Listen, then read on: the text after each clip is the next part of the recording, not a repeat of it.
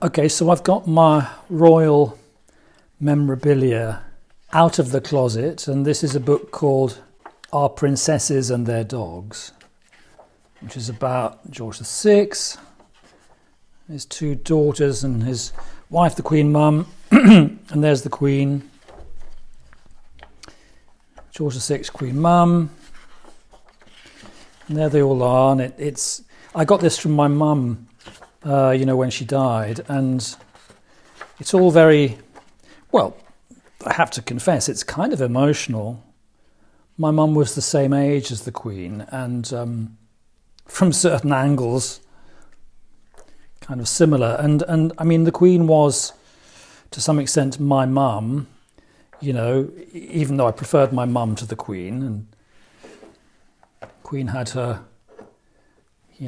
limits, and you could criticise her and so forth, but she was, as they say, a stabilising element in our lives, growing up as boomers. So that's Our Princess and Their Dogs. I'm going to give that to a German friend who likes Britain. And here we have Harry and Meghan, some tea from the wedding. And here we have a rather unfortunate souvenir of Charles and Di. So that can go in the corner. I think it was last year or so that I did a reading about Charles's new reign. And, I asked questions about what's his relationship with his people, his subjects. And I've always been a bit suspicious of Charles. And, clearly when I do a tarot reading, it comes through my biases. And sure enough, I came up with the reading that he wasn't particularly emotionally well suited to be king and didn't have a terribly good relationship with his subjects, even though I'm sure he tries hard. So today I'd just like to do another reading for Charles and his subjects to see if that's improved or got worse. And then just to be, really reckless, let's have a look at, whether we'd be better off without a monarchy. And I hope the answer is no, but it's refreshing to do these thought experiments. And you'll see that for me, it's not entirely a yes-no thing. I want to be more creative than that. So first, let's just check up on how Charles's relationship with his subjects is now. And that's kind of, I think, a year or 18 months after my last reading. I know it's trashy to do tarot readings about royalty, but I can't resist it because I'm British and I'm a tarot reader, and the royal family take up headspace for British people, for English people, and I also have this thing that, having paid a lot of taxes over the years in England, I have the right to have an opinion on the royalty, and to have feelings about royalty, and to kind of be involved in the whole debate, But it's only very recently that I've actually been able to countenance the idea that it might be time to get rid of them. Only in the last year, in fact. So could you please give us 3 cards on the relationship between Charles and his subjects at the current time?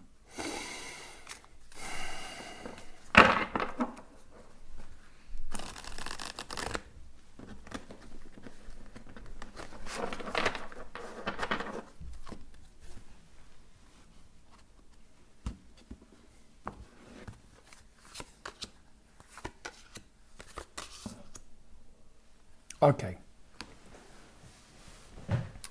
so this is my basic relationship spread, and here we have a card for Charles, a card for the subjects, and a card for the relationship. I'll speak freely. It looks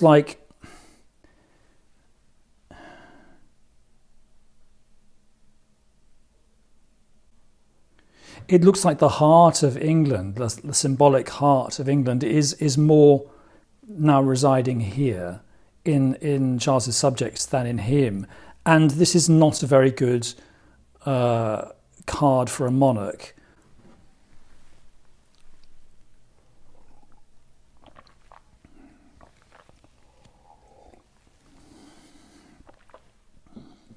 It is the card of poverty. It's the card of hardship.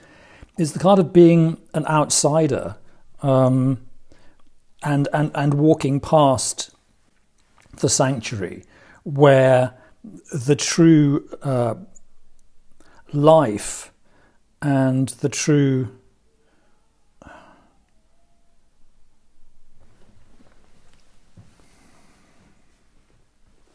warmth and the true community is to be found. In fact, and that is within the church. And frankly, it looks like here we have someone not in terribly good health, not in terribly good social status, with a partner hobbling along outside the church. And here we have the nature of the relationship, which is Knight of Swords, the approach of battles, ladies and gentlemen. That doesn't bode well, does it? But let's go on with this rather reckless session. And I'd like to frame this in three ways. We'll have three options. One option would be to abolish the monarchy. One option would be to keep them. And one option would be to have a repeat of what happened in the 17th century, where we basically kick them out and make them go live in Paris for a decade or so, and so they can think about it, and we can think about it, and you can always invite them back if you feel that there is a way that they can exist in our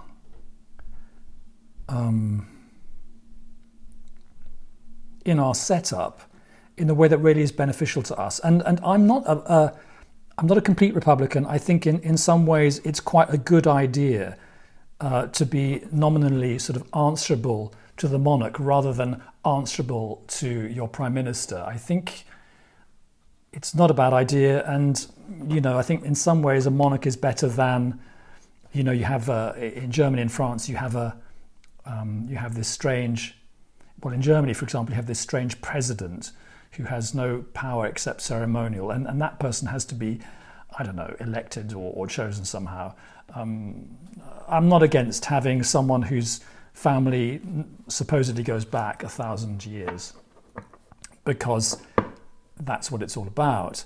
So, okay, please give us 3 readings in 2 cards each.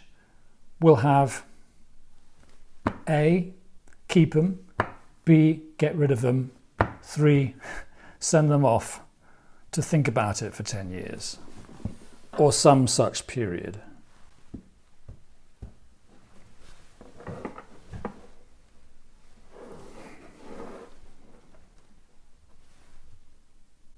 Keep them, get rid of them, trial separation.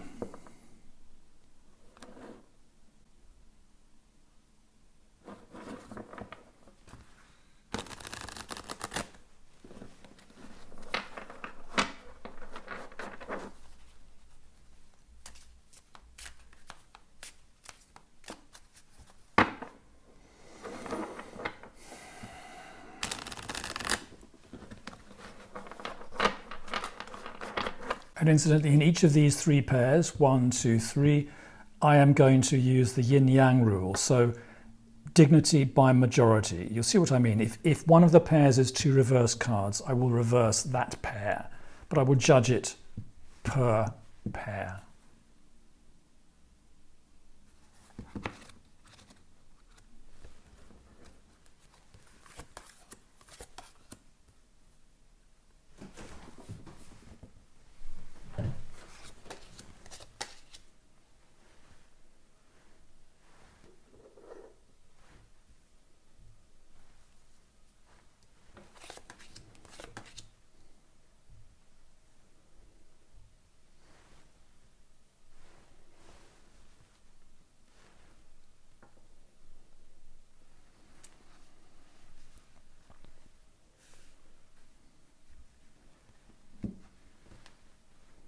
Okay, well, I'm fairly clear what that means. I would put it like this: keep them. Well, you can if you want. There's going to be a lot of fuss, and the monarchy at the moment is not our guiding star. Okay, that's what I would say. Get rid of them. Yes, then Page of Wands, you're going to have to look for a replacement, and you might get a reverse King of Swords, which would be rather frightful. Someone modern, there you are, someone Aquarian, someone pushing for newness, but in reversed aspect, not a terribly great option. Could be a bad judge, could be too intellectual, could just be a bad version of a king. Third option, trial separation, send them off for a decade or so. I think justice, I think that would be quite fair, actually. And I think reverse Ten of Swords, I mean, what we're trying to avoid here is ruination, which would be the Ten of Swords. And I read reversals as just straight negation. So I think this could be a way of putting off ruination and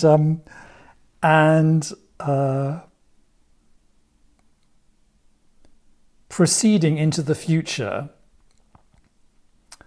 with a clean slate. And I'm not saying whether we would bring them back after 10 years, but I think that could well be an option. And I think we could all take a deep breath and ask ourselves what we really want for England and how we really think things should be set up. Well, I hope I haven't made anyone cross just by asking the question. It's almost like some questions are too frightful to be asked. And yeah, all political or quasi-political tarot readings are a bit suspect. You know, you see channelers claiming to be talking directly to Jesus, and then what did Jesus say? Well, Jesus just said exactly what they thought politically, and it's very unlikely that Jesus is going to come through and tell you to change your voting habits. So all this comes through me, but I'm trying to avoid the more partisan ways of doing tarot. In other words, I'm trying not to stray into clearly partisan political questions. The monarchy in England is clearly a very important question, but it's almost like it floats above the partisan question and is something that we can actually talk about, hopefully in a rational and logical way. So you've been listening to Robert Farrar. This is Tea and Tara, and I will be back next week with more of this stuff.